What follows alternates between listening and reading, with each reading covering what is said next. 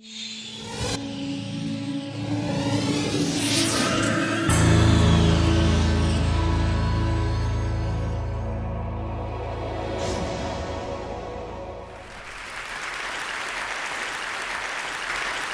morning, everybody. I'd like to talk about a couple of things today, but the first thing is water. Now, I see you've all been enjoying the water that's been provided for you here at the conference over the past couple of days, and I'm sure you all feel that it's from a safe source. But what if it wasn't? What if it was from a source like this? Then statistics would actually say that half of you would now be suffering with diarrhea. I've talked a lot in the past about statistics and the provision of safe drinking water for all, but they just don't seem to get through. And I think I've worked out why. It's because using current thinking, the scale of the problem just seems too huge to contemplate solving. So we just switch off, us, governments, and aid agencies. Well, today, I'd like to show you that through thinking differently, the problem has been solved. And by the way, since I've been speaking, another 13,000 people around the world are suffering now with diarrhea, and 4 children have just died. I invented Lifesaver Bottle because I got angry. I, like most of you, was sitting down the day after Christmas in 2004 when I was watching the devastating news of the Asian tsunami as it rolled in, playing out on TV. The days and weeks that followed, people fleeing to the hills, being forced to drink contaminated water or face death. That really stuck with me. Then, a few months later, Hurricane Katrina slammed into the side of America. Okay, I thought, here's a first world country, let's see what they can do. Day 1, nothing. Day 2, nothing. Do you know it took 5 days to get water to the Superdome? People were shooting each other on the streets for TV sets and water. That's when I decided I had to do something. Now, I spent a lot of time in my garage over the next weeks and months, and also in my kitchen, much to the dismay of my wife.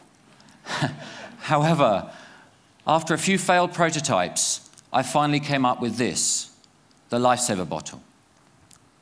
Okay, now for the science bit. Before Lifesaver, the best hand filters were only capable of filtering down to about 200 nanometers. The smallest bacteria is about 200 nanometers. So a 200 nanometer bacteria is going to get through a 200 nanometer hole. The smallest virus, on the other hand, is about 25 nanometers. So that's definitely going to get through those 200 nanometer holes. Lifesaver pores are 15 nanometers. So nothing's getting through. Okay, I'm going to give you a bit of a demonstration. Would you like to see that? I spent all the time setting this up, so I guess I should. We're in the fine city of Oxford. So, someone's done that up. Fine city of Oxford. So what I've done is I've gone and got some water from the River Cherwell and the River Thames that flow through here, and this is the water. But I got to thinking, you know, if we were in the middle of a flood zone in Bangladesh, the water wouldn't look like this. So I've gone and got some stuff to add into it, and this is from my pond. Have a smell of that, Mr. Cameraman. Okay.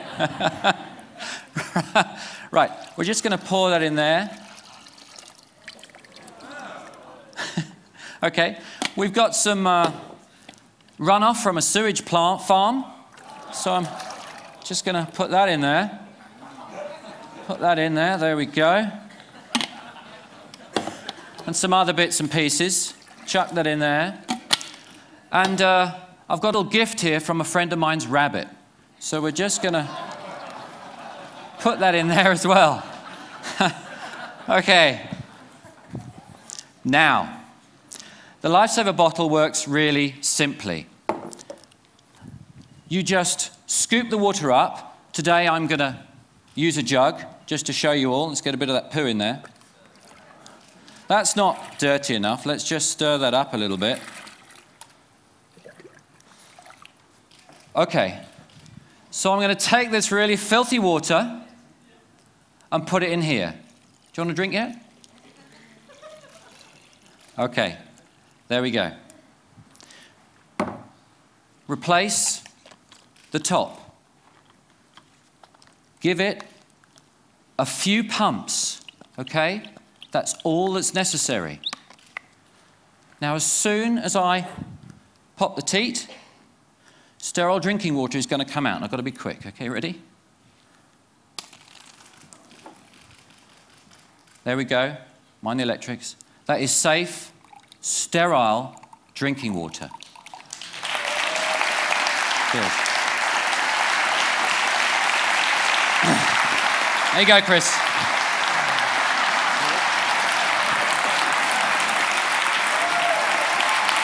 What's it taste of? Delicious. Okay. Let's see Chris's program throughout the rest of the show, okay? Okay. Lifesaver bottle is used by thousands of people around the world.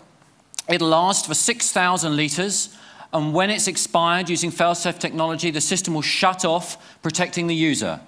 Pop the cartridge out, pop a new one in, it's good for another 6,000 litres. So let's look at the applications. Traditionally in a crisis, what do? We ship water.